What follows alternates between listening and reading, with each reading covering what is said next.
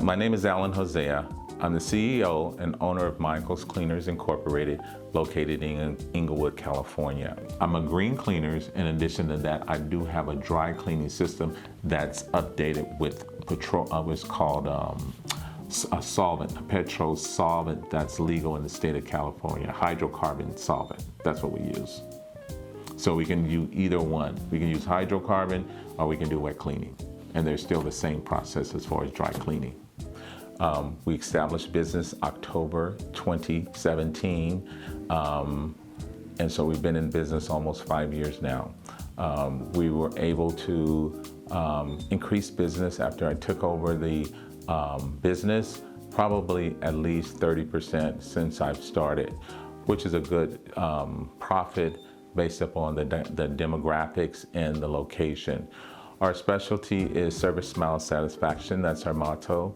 And we try to incorporate as best policy a good quality and good service for the community of Inglewood. That's my objective, and my goal is maintaining good service. During the pandemic struggle, our revenue fell, and it was a serious time, not only for the country, but for as a business owner as well, because I didn't know that if I was going to succeed. I had only been in business for two and a half years when the pandemic hit, so it was a very frightening time. So I got on my knees and I prayed, like, Lord, what is this and what should I do? And I remember the Lord gave me a dream, and in my dream, I saw people lined up at my door and what have you. And one day, during the pandemic, when they began to let things open back up, I saw that very same dream that the Lord had given me. And I almost started crying because it was so real. And I was like, Lord, you answered my prayer, because I didn't know what I was going to do. And He increased business. And during that also, we were having the George Floyd issue with black folks getting killed for no reason and what have you. And so the Black Lives Matter move went into effect, where people began to recognize the disparity treatment of blacks in this country. So with that in place, many blacks started patronizing my cleaners, which revenue started coming in. And so that was my dream. The Lord has showed me that, hey, you're gonna be okay. And so I was thankful, and we succeeded, and we're still in business. And right now, I'm in the process of thinking about getting another location. The guy's been bugging me because he knows that, he said, I need a location. I need a business, and I think the cleaners will do well here. So right now I'm at the crossroads of, do I open up a business? Because in addition to that, I do work as a part-time employee, so that if I do that, I can't work. I would have to do things full-time. And so I'm just taking a step at a time in terms of wanting to be successful, because that's very important as far as a business owner. You want to be successful, and you want to be successful in life in general. And so therefore, you want to take baby steps and not giant steps, and so that you won't fall and what have you. So that's part of where Michael's Cleaners is going. We have a pickup and delivery aspect of it as well, where you can call us, we'll pick up your clothes. And we try and do that for people of disability and elderly people who can't really get out. And so we have a few clients that we do service that way, and we would like to expand that up some more, because that will help us grow and be vital in the community, where here in Inglewood, that's not one of the things people are accustomed to, but we can grow into it so people can have that kind of service. Like they have Uber, they can have somebody come pick up their clothes. So those are some of the things that we'll be looking into in the near future for additional services. So what happened is, one of the reasons what made me think about getting a business is back in 2014, I was laid off from my job after having been in nuclear medicine. I'm a nuclear med tech by trade, been in nuclear medicine for about 25 years. And they decided to let me go. And it was like, it was a different experience because I never forget it.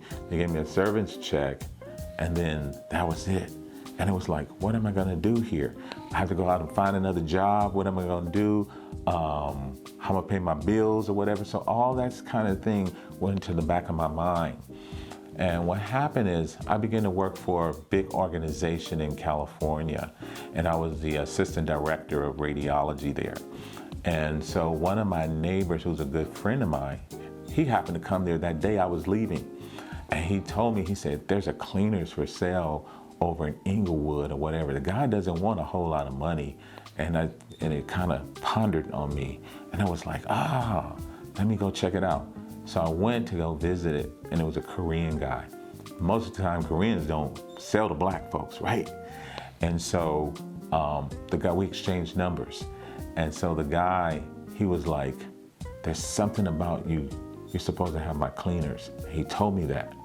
And I was like, I don't know, because it's like I'm working and what have you. How's this gonna all work out? And I told my mom about it. And my mom was always a fearful person, like, oh, you don't want to do that, you know, blah, blah, blah, you're gonna get robbed.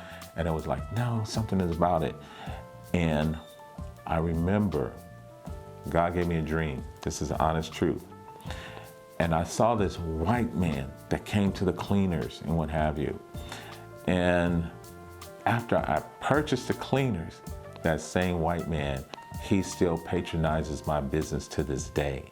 And he's married to a black woman. And what happened is that, being new in the business, we wasn't pressing her clothes correctly. So what happened is, she took her clothes someplace else, and he continued to go to my cleaners. And it was like, Lord, this is that same person you showed me in my dream. And it was like, to this day, he still comes there. And so my neighbor is the one who introduced me to the cleaners, and that's how I end up getting in the dry cleaning business. Even when I was as an employee, I was a supervisor. So having that kind of skill sets to bring to the table, where you always over someone, I was over a budget, I had to maintain schedules and things like that. That kind of helped me transition into organizing my business, as far as making people's schedules, determining how many employees I was going to need, their skill sets and things like that to work, and who could work. In addition, I began to look and try and learn some of it myself. And the Korean guy that sold me the business, he did stay on board to help onboard any employees, my family, and what have you. And because my nephew was working for it, I knew he would. That's one of the reasons why I called him my uncle's cleaners, because if they asked him, they would say, oh, this is my uncle's cleaners. So that's where that whole catch came from, the phrase. And most of the time, people have their favorite uncle or whatever, and it's something that you can relate to. Oh, that's my uncle's. What you mean, my uncle? You're my uncle on the cleaners. So that's really what started me into obtaining and getting things going, is just from my experience as a supervisor and an administrator. So the process of obtaining the cleaners was basically my financial decision. Okay, do I pay for this, or do I get a loan, that kind of thing?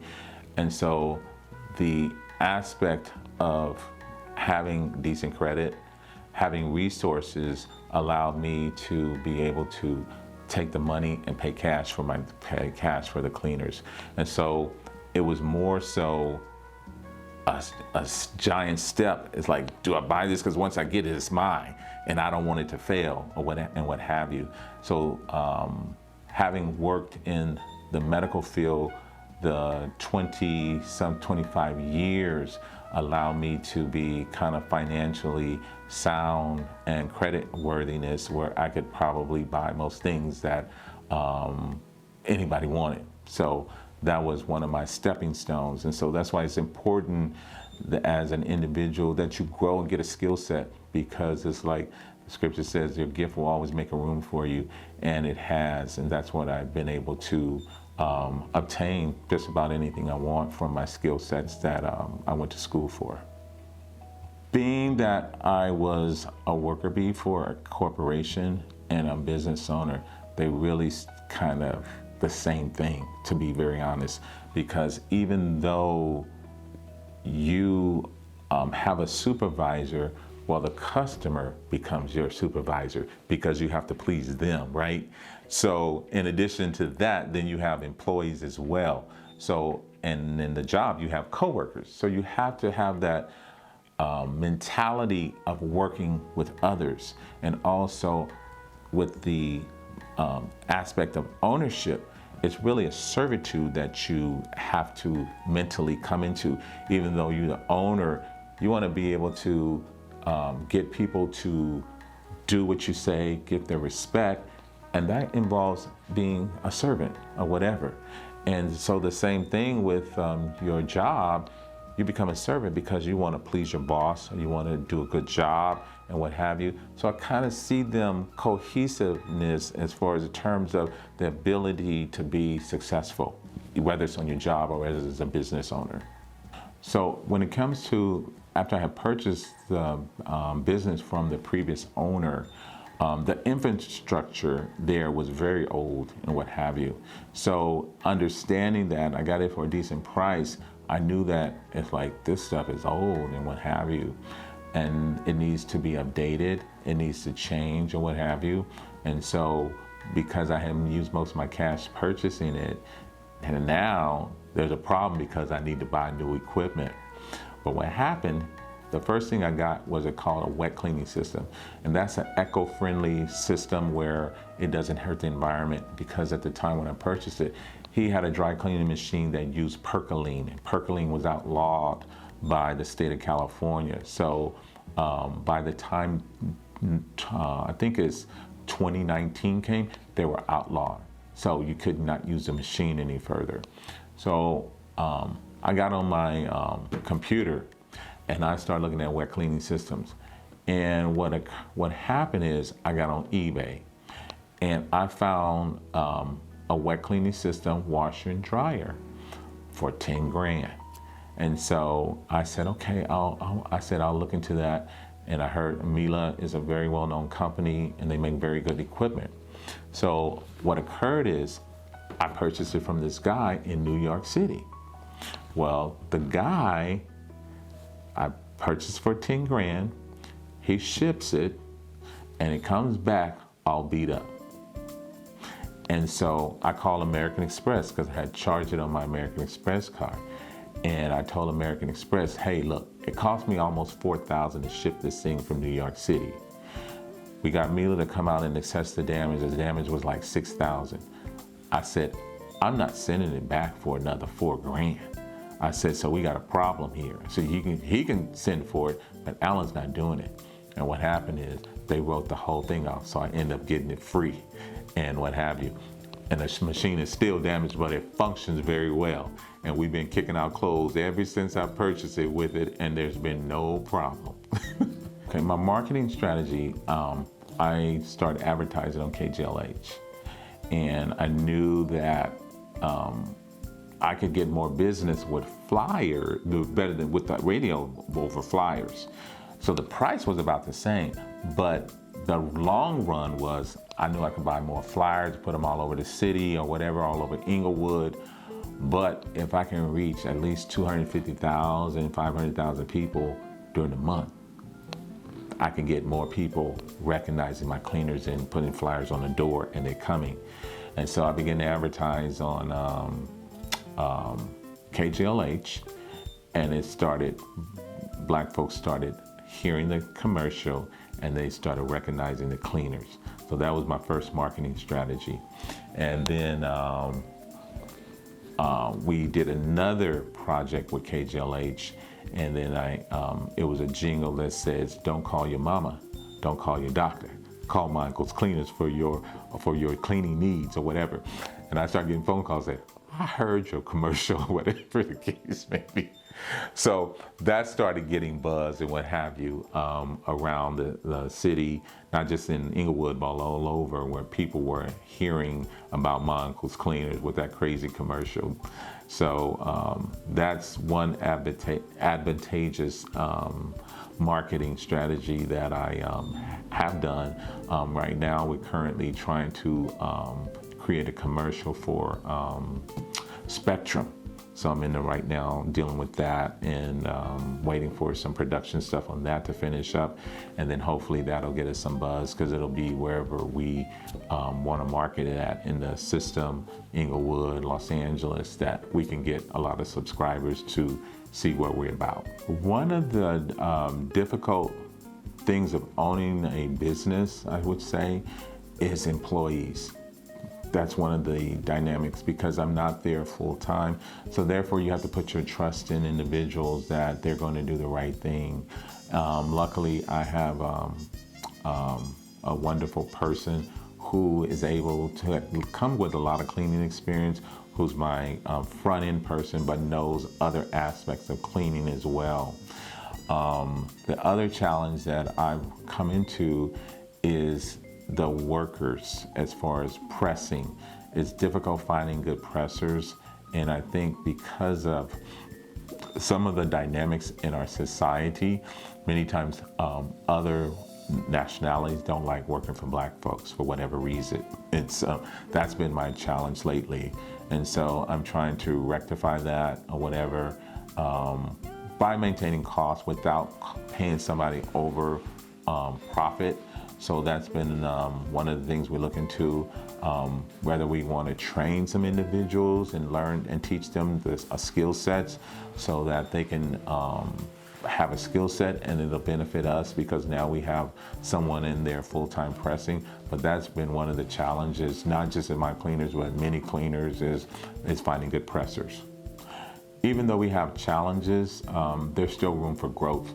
And currently, in addition to obtaining another cleaners or whatever, which is in the near future, I have a partnership that I'm working on over at Cleaners La Cienega as well, that they want me to take over as far as using it as a Black cleaners front, but it's owned by Jewish, so it'll be Black and Jews together. So those are the growth factors that we have. So I think it's more so whatever you want to put into it, the growth is there. One of my holdbacks is I told you that I do work part-time, so I would have to give up my part-time job if I want to grow forth more, so that we can build, I guess, a franchise pretty much in obtaining more cleaners. So that's a possibility. As far as when people come from me and ask me about starting a business, I always encourage them about starting their own business and taking the risks. And I also give them the negative aspects of being successful. And it's like, what you put into your business is what you're gonna get out of it. So many times, if you don't put a lot into it, you ain't gonna get a lot out.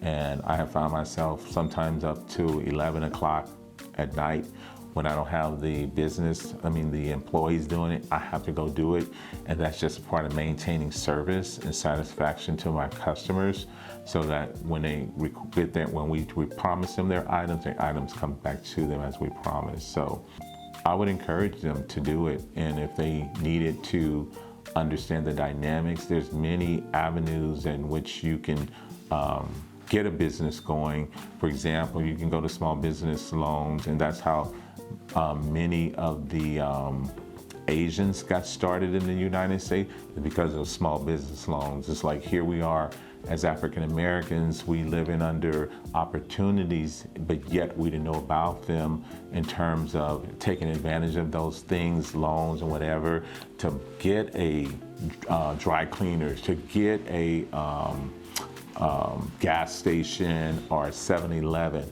It's like if you own a home and what have you, you can use your home as collateral and you can get a 10% down on any business and they will grant you the loan. But I'm just saying, we didn't know that, and I've learned that since I have been in business. As far as coming through the pandemic and being able to still open my doors and what have you, what's important to me is how I can help others. I think that's very important in terms of giving back to the community. And what I mean by that as being a great example. If they ask me questions as far as business-wise, be there for them to mentor, allowing myself to employ individuals so that they can put food on their table, so that they can create a livelihood, giving the opportunities of youngsters to use the cleaners as a stepping stone to get through school, or even giving them a skill set so that, hey, if they don't like it here, they can take their skill set and go someplace else and use it so that they can be valuable in the community. So that's one of the aspects of owning a business, how you can help the community, and even giving funds to baseball teams or whatever the case may be, whatever the community need, you can be there for them. So that's one of the advantages I enjoy about being a business owner. What I've learned as far as a business owner is to kind of humble yourself, you know what I mean? Because it's like, you can either let it go to your head in terms of I'm a business owner and I own this or whatever, or you can use it as a learning tool to keep yourself humble in terms of knowing you're serving people and what have you, and that you want to provide a good service and an honest service to whoever comes into your store. And like many times, oh, this is a black-owned cleaners?